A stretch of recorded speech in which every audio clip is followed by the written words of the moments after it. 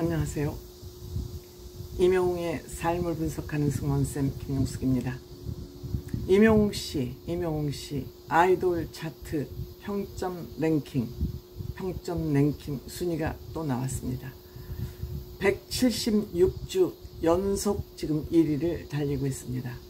8월 2일부터 8월 8일까지 집계한 결과입니다. 139만 5,459표, 좋아요 39,080표를 얻어서 176주 연속 1위를 달리고 있습니다. 임영웅 씨 또 SNS에 본인 8주년을 데뷔 8주년을 맞이해서 팬카페에 가서 팬들을 위해서 글도 직접 남기고, 또 본인 SNS에 지금 자기가 어디서 무엇을 할 수 있는지 알쏭달쏭한 사진 컷도 올리고, 그 사진 또한 특수 효과를 이용해서 장난기 서린 귀여운 사진도 지금 올리고 있습니다. 또 이 형님 사진에 이찬원 씨는 댓글을 달고 있습니다. 그래서 많은 사람들의 궁금증을 또 풀어주게 됐습니다. 여기 아침 7시에 하는 거 보니까 영웅이 형이 지금 외국에 가 있다는 걸 암시하고 있습니다. 이찬원 씨 댓글에서 우리는 그걸 볼 수 있습니다.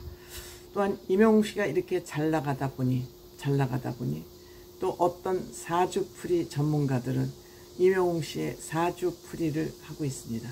뭐 래피라는 사람이라 그러는데, 임영웅 씨가 뭐 불이기 때문에, 촛불이기 때문에 뭐 어쩌고 저쩌고 하면서 그러한 기사를 올려놨더구먼요. 근데 저는 굉장히 명리학을 믿고 명리학이 중요하다고 생각하는 사람입니다.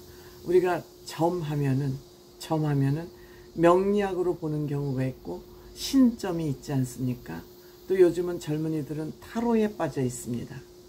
또 뭐 점이라고 할 수 없지만 뭐 과학적인 분석이라 그러면서 요새는 MBTI에 젊은이들이 엄청 빠져 있습니다.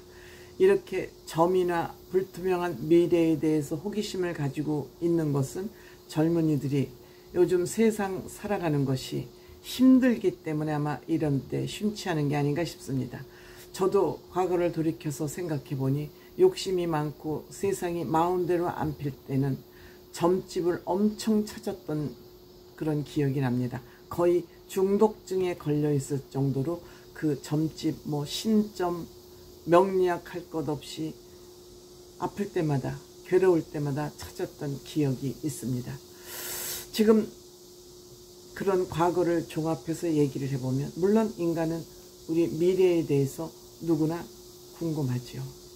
그리고 어떻게 될지 모르니까, 또한 욕심을 많이 가지고 있기 때문에 이 욕심이 채워질 것인가, 욕심이 이루어질 것인가에 대한 관심이 많을 수밖에 없죠.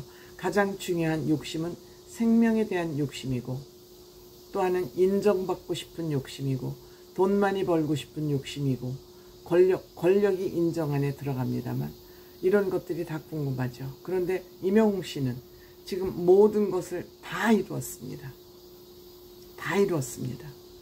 완벽하게 이루었습니다. 임영웅 씨에게 무슨 걱정이 있을까 싶을 만큼 모든 것을 다 얻었습니다. 본인이 하고 싶은 일을 통해서 돈도 얻고 명예도 얻고 권력도 얻었습니다. 요즘 연예 권력은 종교 권력, 정치 권력보다 저는 우위에 있다고 생각이 됩니다. 그래서 우리 많은 젊은이들이 연예인이 되기 위해서, 또 어머니들도, 부모님들도 본인 아이들을 연예인을 만들기 위해서 여기에 굉장히 많이 심취하고 몰두하고 있습니다. 그렇지만 아무나 임영웅 씨처럼 될 수는 없는 것입니다.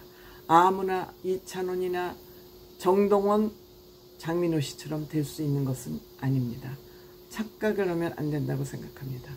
그래서 저는 반드시 MBTI도 중요하고 타로도 중요하고 신점도 중요하지만, 제가 얇은 지식으로 생각하기에는 MBTI는 그냥 가벼운 학문이다.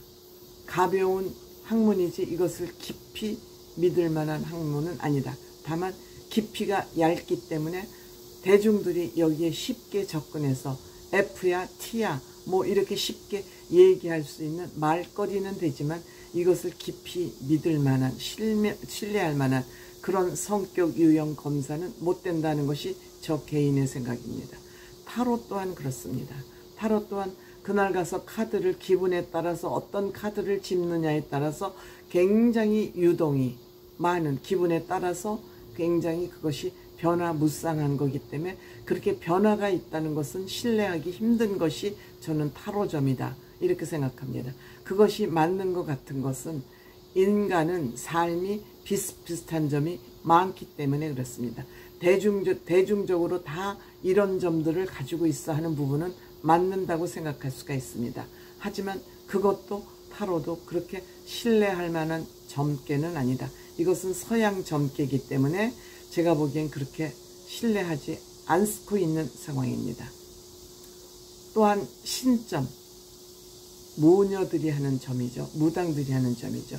이 무당점도 본인 몸에 다른 사람의 영혼을 실어서 하는 얘기이기 때문에 그 당시에 눈앞에 있는 답답함은 조금 볼 수 있지만 이 점을 가지고 미래를 측정하기는 힘들다. 과거의 문제는 맞추지만 미래를 맞추기는 힘들다.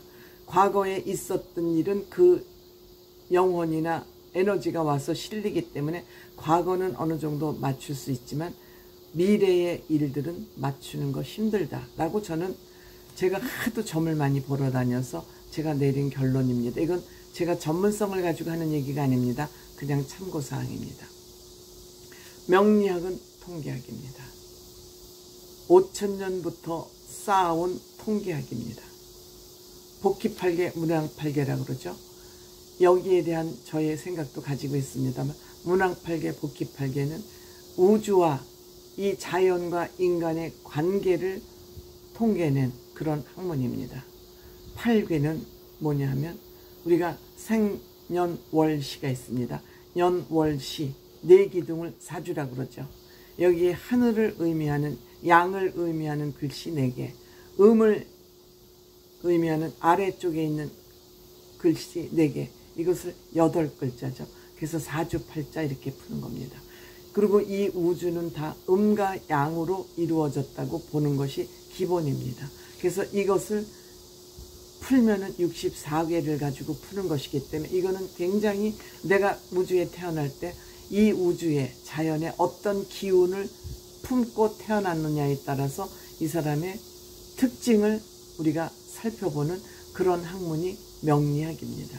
그렇기 때문에 제가 앞에서 말한 MBTI나 타로 신점보다는 훨씬 과학적이고 통계적인 그러한 학문이다. 이렇게 저는 생각을 하고 있기 때문에 아이들을 키울 때, 아이들의 진로를 정할 때 반드시 제가 명리학 전문가 한 3사람을 찾아가서 그 얘기를 듣고 와서 아이들이 이렇게 움직이는 거, 행동하는 걸 보면 그 얘기랑 답을 맞춰보라는 겁니다.